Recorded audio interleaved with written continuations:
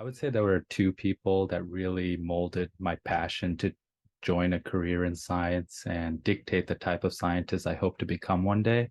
The first one would be Homer Hickam, a former NASA engineer and author of the book Rocket Boys, which is a short memoir of his life growing up in West Virginia as the son of a coal miner and his passion for rocket propulsion systems. And there were a lot of hurdles growing up in West Virginia, both in his family and in his community, as he tried to pursue this passion he had.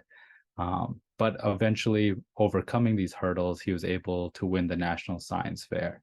And so when I read this book as a middle school student, it really changed my perspective of what it meant to be a scientist.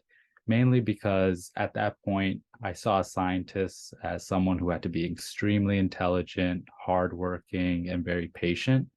And in middle school, you don't really know if you have all those characteristics necessary to be a scientist. But I think the underlying theme of his life and in that book was that if you're really passionate about what you're interested in, and all those things will come secondary. And so that really kickstarted my passion to enter a career in science. And the second person would be my dad. He spent his whole life to be a scientist, and he did it in several different fields. And what I learned from his experience is that he was able to take things he learned in botany and apply them in molecular biology or cancer biology.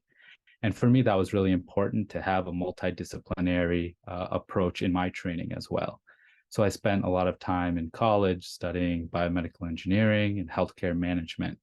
And that has definitely helped at this stage of my career as an MD PhD student, both in the clinic and in the lab as well.